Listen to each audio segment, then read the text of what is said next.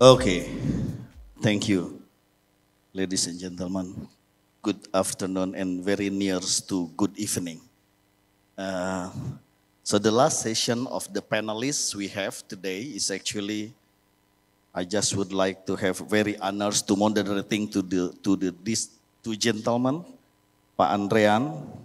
Pak Andrean is the director of the PT 23. PT 23 is actually the brand owners of the export brand. This is actually the fashion bag. If you know about and aware about the Eiger Adventures brand, okay, that's actually the export is actually one of the subsidiary brand of the group of the Eiger itself.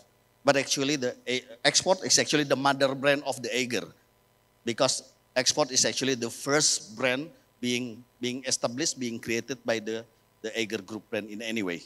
So the second is actually Pak Rahmadian Ismail. I call it normally Pak Madin.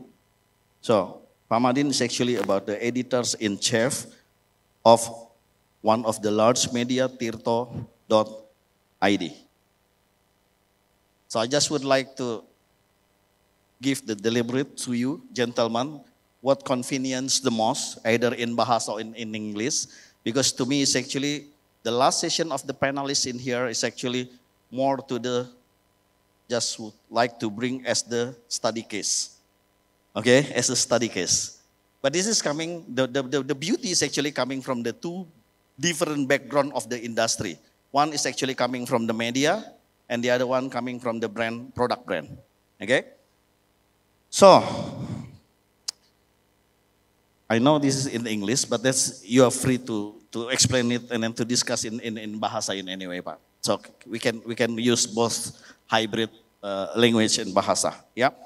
So the topic of the session is actually about the how exceptional brand experiences fuel business success. So jadi kita akan berbicara tentang bagaimana pengalaman brand yang sangat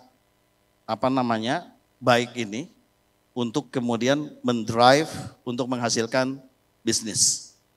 Kita conversionnya akan lebih banyak bicaranya bagaimana sih mendrive bisnis, dan ujung-ujungnya adalah how to create the money. Okay? So that's the most important. But then somehow, as a background, is actually just would like to share with you, today in the content era, when we are talking about the brand, the communication, about the perception, so many crowd, right, in the target market, in the market, but also so many crowd on the channel itself. So because of that crowd, in that content era, I think the brand who win the competition is actually the brand who would like to win about the uniqueness. How then you can visionary and visibility present in the market is very unique and very strong, delivering the message to them. And that's really big challenge today. Okay? As an industry insight, just would like to recap certain relevant point. If I see it's about how then the brand can create the uniqueness itself, there are some parameters. The first is actually how good in the future, current and in the future, that brand create the most personalized brand. So McKinsey said 71% of consumer is actually expecting the communication interactive more personalized. And then that will be creating even more loyal customer if we do and build the communication more to the personalized. The second one is actually about how then the brand innovation can create and drive the growth. So this is also the most important, how to create the new customer experience through the innovation. Based on the Deloitte, they said it's actually 1.6 times faster that the brand can creating the new experience and growing the business in any way. So using the AI, using the augmented reality, using about the virtual reality, all even the combination that will be powerful tools to create and to succeed the business. The third one is actually on how the brand can create the social impact. Now in the content era, the new generation, they will always looking of the social impact being created by the brand itself. And then number 4 is actually about the omni-channels thing, multi-channel and omni-channels, because so many crowd at the moment. How then the brand can create the funnels from the channel, each individual channel, in the end of the day, how to then converting to become the business. So, from that one, I think the first question to Pak Andrian. Pak Andrian, how export as a brand dengan situasi with this crowd build the uniqueness and loyalty customers, considering export sudah berusia about 45 years product brand. Then I know they have been already along the way 45 years is actually evolving their brand persona and their brand value.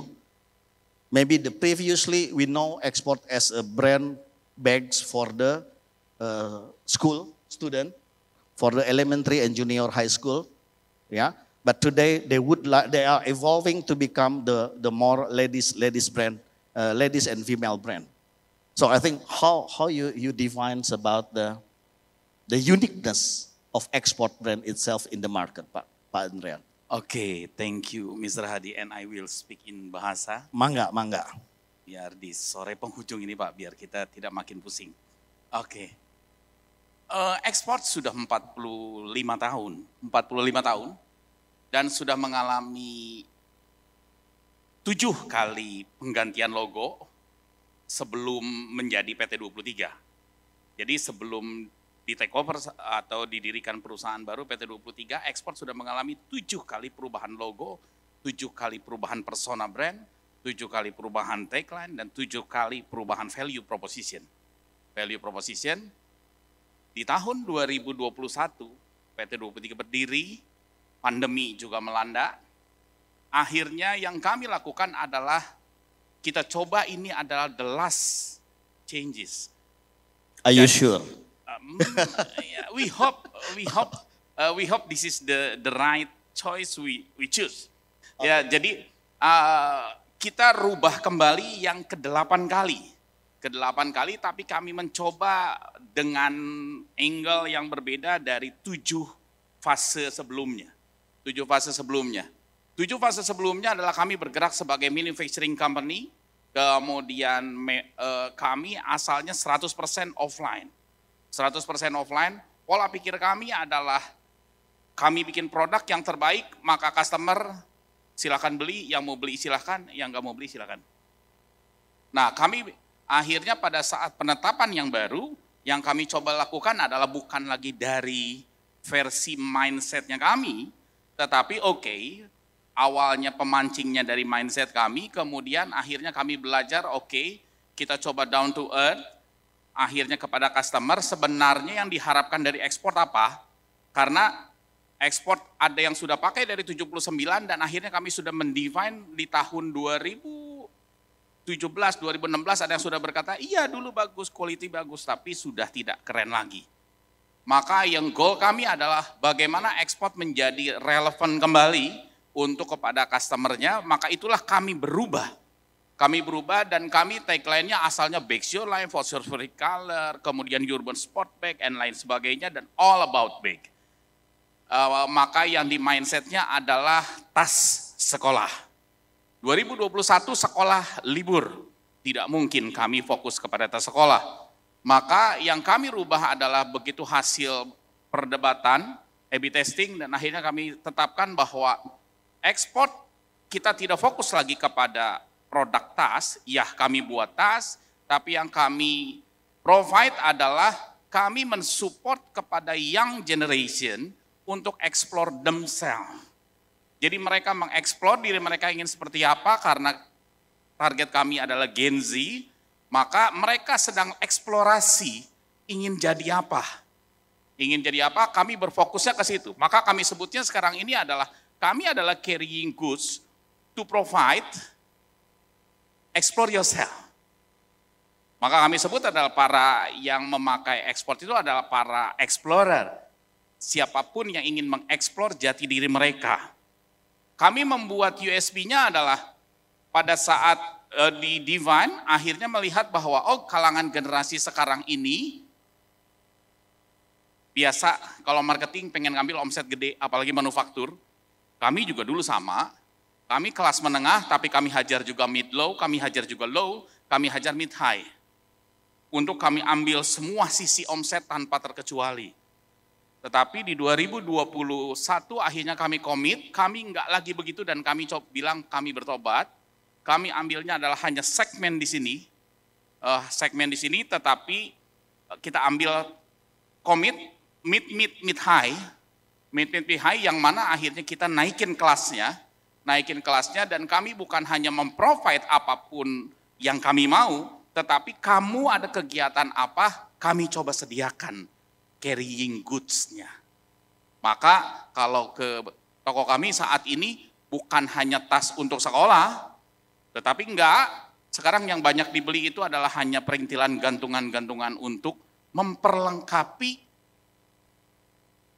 penampilan dari wanita, dari female yang ingin istilahnya sekarang warna pink, kok aku pengen perintilannya warna pink juga ya. Oh yang kuning aku pengen yang kuning juga ya. Maka dibuatkan perintilan-perintilan kecil yang di situ selipin uang receh, selipin uang itu, kemudian selipin apa segala macam, itu yang kami sediakan. Kami komit, kami buat, kalau sekarang ini Gen Z sangat kental sekali dengan diversity, maka kami komit ke sana. Salah satunya adalah dulu kami selalu pakai model yang paling cantik, paling ganteng, dan paling kasep segala macam. Kalau sekarang adalah kami sediakan memang istilahnya seril mungkin, segenuine mungkin. Seril mungkin, segenuine mungkin. USP kami adalah kami provide ke sana dan secara yang tadi panelis sebelumnya konsistensinya juga dijalankan. Konsistensi dijalankan, ditunjukkan bahwa ini loh ada loh tuh yang berwarna gelap begini, warna putih begini, kulit kuning langsat begini, coklat juga begini gitu kan. Yang satu langsing, yang satu langseng, yang satu lurus, ini juga sama. Kami bisa provide itu semua dan kami secara konsisten jalankan itu. Itu yang kami lakukan. Wow, jadi perubahannya sangat drastis sekali ya dari value proposition terakhir yang diciptakan oleh ekspor. Pak Madin, siap. Dari media, Tirto, media as a product nih, artinya kalau kita bicara media lebih competition di market itu pemainnya lebih crowdnya lebih gila lagi ya Pak Madin ya. Termasuk bahkan bukan media citizenship media yang non formal kan di situ.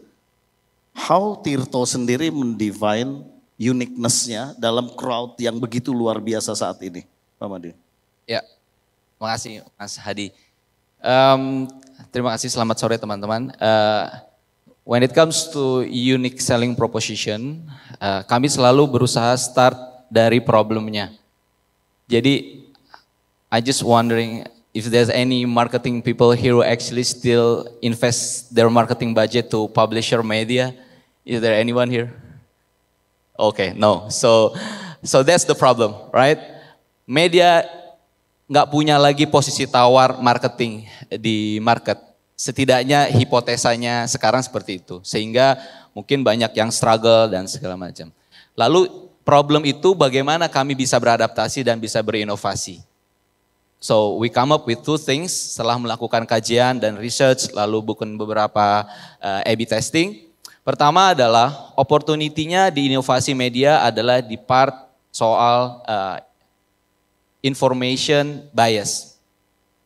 Jadi saat semua orang jadi content creator, saat semua orang bisa menjadi pemberi informasi, media tidak lagi memonopoli jalur informasi, kuncinya adalah siapa yang akan mengkurasi informasi itu. Jadi kami akhirnya melihat ada opportunity di inovasi part di mana kami bisa menjadi curator information. Jadi saat semua orang bisa ngomongin sesuatu, bisa cerita sesuatu dan bisa menyebarkan informasi sesuatu, media harus hadir sebagai kurator. Lalu what's in it for brand in that case? Riset di beberapa lembaga riset di Geopol dan beberapa riset yang saya perhatikan, disinformasi itu bisa berdampak pada quality brand. Mungkin teman-teman di sini pernah lihat ada beberapa brand, teman-teman marketing sudah capek-capek bikin campaign, besoknya tiba-tiba ada satu orang di TikTok bikin postingan tentang experience produknya yang jelek padahal itu hoax, lalu meruntuhkan semua campaign itu. That's the problem. Campaign marketing bisa runyam hanya dengan satu disinformasi. Even some research said it can ruin your stock price, itu bisa bikin rush kalau untuk beberapa industri, terutama banking misalnya. Saya pernah ketemu sama bank yang kena hoax karena ada info biaya admin ATM akan naik jadi 15.000 dan kami meluruskan itu semua. Jadi kolaborasinya di inovasi partnya adalah di bagian informasi, misinformasi. Jadi media ke depan inovasinya menurut saya ada di bagian itu. Kami harus menjadi kurator informasi. Yang kedua, inovasi yang kami riset adalah dari shifting dari traffic volume based media yang basisnya trending lalu sensasi menjadi audience building media yang basisnya membangun persona, membangun audience. Sebelumnya saya pernah bekerja di media kesehatan, di Hello Sehat. Kami membangun audience. Kami bisa define berapa orang yang punya penyakit kulit yang datang ke website kami setiap hari. Orang yang punya penyakit batuk, itu akan relevan dengan produk brand, terutama untuk teman-teman marketing. Most likely level conversionnya itu akan lebih tinggi dibandingkan teman-teman bikin campaign yang memang bukan ke media. Ini agak serius hipotesanya, kenapa? Kita coba perhatikan journey-nya. Kalau orang-orang datang dari search engine misalnya, dia mengetikkan cara mengobati batuk, lalu muncul sejumlah publisher media di dalamnya, most likely orang yang dengan intent mengetikkan sesuatu di mesin pencari dengan cara mengobati batuk, most likely dia adalah penderita batuk atau caregiver. Oke, si media yang bisa mendapatkan traffic atau user yang datang dari search engine itu akan mengcapture penderita batuk atau caregiver batuk setiap hari lewat konten itu. Teman-teman bisa mengconvert itu lebih enak secara marketing plan, baik lewat campaigns, lewat banner, lewat CTA, atau mau langsung jadi lead generation, itu lebih mudah. Karena media dapat trust informasinya, kami dipercaya karena credibility-nya bisa menyampaikan informasi itu, masyarakat memilih itu sebagai rujukan untuk edukasi dan referensi, brand bisa tap in jauh lebih relevan dengan behavior tersebut. Itu yang saya sebut dengan audience building. Jadi kalau konten politik itu nggak jelas definisi behaviornya, karena terlalu banyak orang, walaupun volumenya tinggi. Tapi audience building ini yang akan menjadi masa depan inovasi di media ke depan. Jadi saya rasa 2 poin itu, inovasi di bidang informasi terutama disinformasi dan shifting pelan-pelan dari yang sensasional atau trending volume traffic base menjadi audience building based approach. Itu sih menurut saya, terima kasih. So jadi sebetulnya teman-teman di media di Tirto sudah juga kolaborasi dan kerjasama dengan teman-teman brand itu sendiri ya? Ya. Itu. Dalam 2 campaign itu ya? Dalam 2 campaign yang tadi ya. Kalau boleh tahu Pak Madin ada nggak survei menyatakan bahwa kemudian konversi dalam posisi kemudian melalui media conversion tadi dengan yang kemudian all the marketing agency konsep yang pada umumnya di situ, ada nggak riset menyatakan berapa persen rasionya dan sejenisnya? Jadi ini sangat relatif tergantung campaignnya. Ya. Kalau saya belajar sekali lagi di media lama bahwa cost-nya ada potensi lebih murah, cost acquisition leads-nya comparable dengan sosial media. Karena kenapa? Level of relevansinya dia datang ke media dengan membawa intensi kan. They bringing their intents, their problem, their pain points. So they type the search and then they have their intents. So we can define their apa yang mau mereka cari, apa yang mereka butuhkan. Dan itu kalau di-convert ke dalam sebuah planning di media, itu jadi sangat menarik.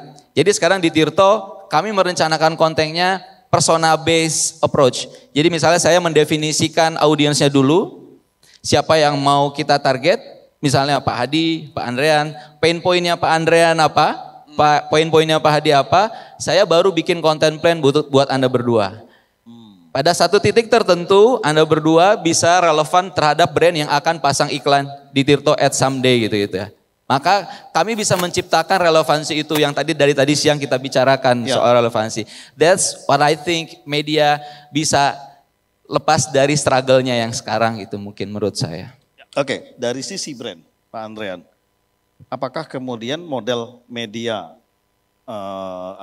conversion media, communication marketing ini digunakan atau punya experience digunakan juga atau benar-benar ekspor dalam posisi yang saat ini menggunakan media, bukan media atau marketing strategik yang pada umumnya? Karena ini kan sesuatu hal yang ada berbeda. Mungkin punya pengalaman nggak? Ya, kalau dari ekspor saat ini yang dijalankan itu adalah sebetulnya kami karena kami tadi istilahnya ingin membantu para kaum muda untuk menemukan istilahnya jati dirinya, maka kami saat ini masuknya itu memang tidak masuk ke media seperti tadi, tapi kami fokusnya adalah kami mencari dan menseleksi influencer siapa yang cocok untuk membawa itu, dan bukan hanya hard selling, tetapi influencer itu yang kurang lebih relate dengan kehidupannya. Contohnya adalah waktu itu ada satu ilustrator, kemudian juga dengan influencernya lewat dari Setali, yang mana relate-nya apa dengan tas kita? Mungkin nggak ada, tetapi yang itu yang akhirnya kita bangun, karena goalnya kita bukan lagi menjual function bags, itu sulit karena kompetisinya banyak. Tetapi akhirnya kita kejarnya piramida yang di atas, yaitu adalah untuk self-expression-nya, emosionalnya yang kita ambil. Makanya adalah kita kejarnya adalah untuk influencer, kemudian kegiatan-kegiatan yang kita rancang secara personalized, customized, yang kita lihat sesudah berdasarkan FGD dan survei, anak muda itu cukup sangat suka dengan itu. Itulah yang saat ini kami jalankan jadi seperti itu sih. Wow, oke. Ini waktunya udah habis, kerincing-kerincingnya udah banyak. Ini baru satu pertanyaan loh sebenarnya. Mau dilanjutin atau how far we can go? Time's up. Time's up. Padahal ada pertanyaan menarik dari tadi pagi sampai sore ini bicara sebelum-sebelumnya teori konsep tentang AI, AR, VR dan sejenisnya. Dan teman-teman sejenisnya. Nah, itu yang digunakan. Kalau boleh tahu dalam aplikasinya sebetulnya is it the return of investment menggunakan teknologi itu sudah make sense atau belum sih? Dari perspektif brand dulu deh, habis ini mungkin dari media. Ya, kalau dari kami AI itu saat ini akhirnya yang relevan untuk kami pakai saat ini adalah untuk digital ads-nya. Digital ads-nya kami menggunakan satu platform yang memang itu dibantu sama AI. Tapi ujung-ujungnya tetap akhirnya manusia yang memutuskan, tidak bisa dilepas ke sana. Dan itu yang akhirnya kita maintain sehingga akhirnya ROI-nya tepat. Dan di kami AI-nya nggak bisa diimplement di dalam semua aspek. Karena banyak aspek yang akhirnya memang mainnya adalah lebih kepada sisi emosionalnya dari orang. Contohnya, kalau AI mungkin bisa prediksi kalau tas bentukan ini kayaknya bisa terjual sekian banyak. Polanya berdasarkan yang laku-laku kayaknya pola yang bagus ini. Tetapi yang tidak bisa diprediksi adalah di dalam 4 bulan ke depan, dalam 5 bulan ke depan, Teh Ratna itu yang sekarang suka warna kuning, apakah 4 bulan ke depan kuningnya masih sama atau kuningnya turun 20% atau kuningnya 40% naik? Ya. Nah itulah yang akhirnya kita tidak tergantung kepada AI murni. AI ini kita pakai selalu untuk kombinasi analytical data. Oke, selalu. Oke. Kalau dari media mungkin terakhir ini sebelum kita tutup. Oke, cepat aja ya. Menurut saya AI kalau di media terutama buat kami hanya membantu di beberapa part. Part planning iya, kami pakai AI untuk planning konten tadi, persona based approach, lalu mengidentifikasi persona, lalu pain pointnya mereka apa. Lalu dari sisi distribusi sebenarnya, kalau produksi kami masih sangat strict dengan human value, walaupun ada AI dari sisi misalnya outline, tapi tetap at the end of the day harus ada manusia yang terlibat. Jadi nggak terlalu banyak, tapi di distribusi yang kami dorong lebih banyak. Karena dari sekian banyak library konten yang kami punya, gimana caranya mendistribusikan ini ke audiens yang tepat secara personal, kami melibatkan AI di dalamnya. Contoh kecilnya adalah misalnya chatbot misalnya gitu ya. Chatbot AI yang kami integrasikan dengan platform periksa faktanya Tirto. Jadi kalau teman-teman ada menerima hoax atau disinformasi di WhatsApp, itu nanti bisa tanya ke WhatsApp-nya Tirto, nanti bisa tanya apakah ini benar atau salah, nanti si AI-nya akan menjawab yang di database-nya berasal dari konten-kontennya Tirto, library-nya kira-kira gitu. Jadi kita akan fokus di distribution channel-nya instead of di production kalau untuk AI. Terima kasih. Wow, oke, terima kasih untuk Pak Andrian, Pak Madin, waktunya sangat terbatas. Sebenarnya banyak yang harus kita eksplorasi, terutama di study case implementation. Konsep is good, konsep is nice, but the most important is actually the how to execute and how to make money. That's about the business. Terima kasih, again sekali lagi, tepuk tangan Bapak dan Ibu untuk kedua panelis kami. Terima kasih, selamat sore, Assalamualaikum warahmatullahi wabarakatuh. Waalaikumsalam, terima kasih. Kita akan melakukan sesi foto terlebih dahulu.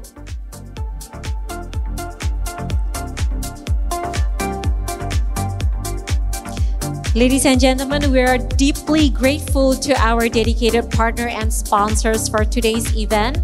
Their unwavering support and collaborative efforts have been instrumental in making MMA Impact Indonesia 2024 a resounding success. I would like